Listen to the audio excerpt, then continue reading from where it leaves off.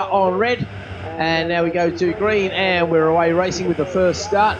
Let's watch him safely off the line, and looks like our pole position man has got away best of all. Lucas King, another NW Racing graduate, leads the way up the hill there as the MZs get underway, and it's Alexander Mann who's heading the field here as a field of MZs scream their way towards the first corner for the first of 10 laps here. Down the hill we come then. Lucas still leading there, mate? Yeah, it certainly is, and that's looks like Baker there in second position. Marco Holt, I think, is there in the mix as well, and everybody through safely, which is always good to report down there at the Graham Hill Bend and going into 30 on this opening lap of 10. But it's Alexander Mann who still leads in the MZs as they approach that braking zone for the third turn there, Graham Hill Bend. But it is Andy Wales up next ahead of Gordon Ryan, who's had a good weekend so far. Been on the podium in all three races as Gordon Ryan in the MZs. I think the MZs had the same podium each time, hasn't it? I think it's been a Mann, Wales, Ryan podium each time. So Chris Kent normally goes strongly here at Brands Hatch. Usually can't put together a full season because unfortunately work commitments see him usually doing underwater welding and stuff in the Far East or something quite exotic like that. But whenever he turns up, he's usually pretty quick. But he did text me and say he's had some machine issues, which unfortunately have forestalled him just a little bit this weekend, which is unfortunate for him. However, he is still going to take the fight in and try and take it to that 13 machine of Gordon Ryan. Out in front, King leads Holt, Baker, Garrett and Huskinson. Huskinson, the leading senior here. And you've got to think if Danny's going to show up at every round, he's going to be hard to beat. I know Max Hardy's not going to be doing every round, and obviously we've got a very damaged club bike to go with his damaged Fireblade and his damaged MT09. So it's not been a good string of results. Mr. Hardy, the reigning Milano Trophy winner. Bit of slipstreaming work going on here as Baker looks to go past on Holt. Holt, though, the fastest man on the circuit there with a 55.5. So not quite the magic 54 brackets, but it is very windy out there indeed. Was the wind affecting you very much at all out there? Yeah, it was quite windy going through Graham Hill Bend and Paddock Hill, and 30, just struggling to get the bike to turn because the wind was just trying to push to the outside whenever it could. And yours, of course, is a relatively light bike, which, of course, these are even lighter as well, aren't they? So you wouldn't be surprised to see them struggling just a little bit with the conditions here. Certainly a cracking pace at the front, the three of them matching each other blow for blow. That breakaway group coming off of Clearways onto Clark Curve. Everybody trying to play the slipstream battle as best they can. Trouble is, you pull out of the slipstream, you get the headwind. It could be really hard work trying to get past someone. Here we go then, over the line once again, no change. It is still King, Holt and Baker. Behind them, the battle continues between Garrett, Huskinson and McCarthy. Bray and Round have swapped places as William goes back one place and Ben goes up one. Cowie, Gleeson, Farrell, Brunson and King all still in the same order as well. MZs are making their way towards us in just a moment, and let's see, has Alexander Mann done his best to clear out as per usual? Certainly has. He leads by half a second over Andy Wales. Gordon Ryan still there in third position.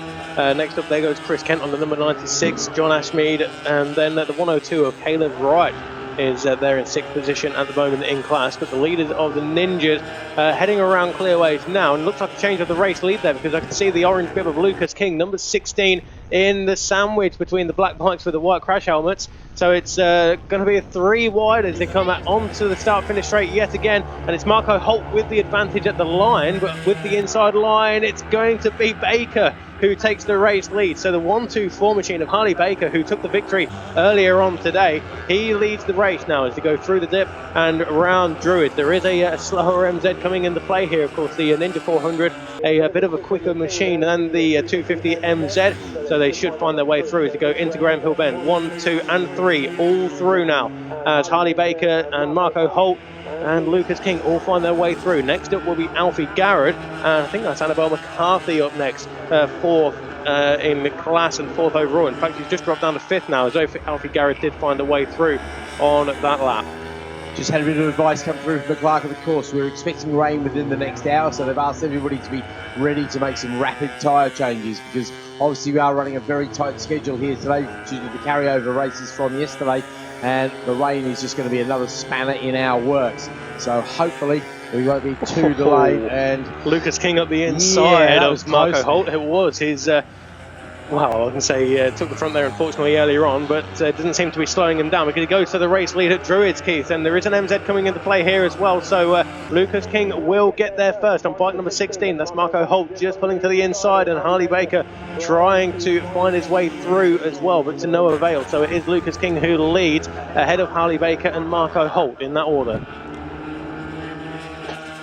Okay, just watching him up through Surtees there, and it is nose to tail stuff all the way around. And again, another bunch of back markers, rookie riders coming into play here. We've seen the rookies make, or the back markers make quite a bit of difference to quite a few races this weekend. Fortunately, they're catching them on what we laughingly call a straight here at Brands Hatch, so hopefully they won't have any part to play other than they're being used as good draft things, that's for sure. Down into Paddock Hill we go, and yep, the top three are safely through. Slightly spread out a little bit though, the gap's out between nearly half a second between the three of them there. Put the checkered flag out now.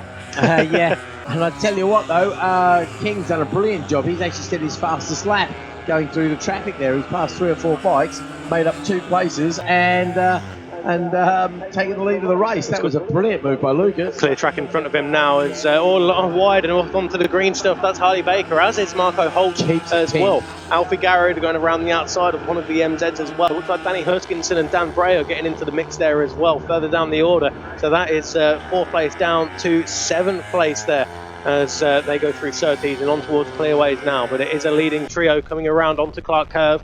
We may have 1, maybe 2 MZs that will come into play in the following 3 laps, but side-by-side action between Lucas King, bike number 16, and the 124 machine of Harley Baker. And across the line, interestingly enough, it gave the lead to Baker. Yep, sure did. Gave it to Harley there, so let's see if we can capitalise on the timing screen there. You're right, the back markers have still got a lot of part to play. Not just the MZs, but some of their own slower riders as well, because some of these rookies are ridiculously quick and very experienced racers in their own right. Some of them are just starting out racing, of course. So it happens to the MZs as well. They'll catch some of the slower ninjas as well.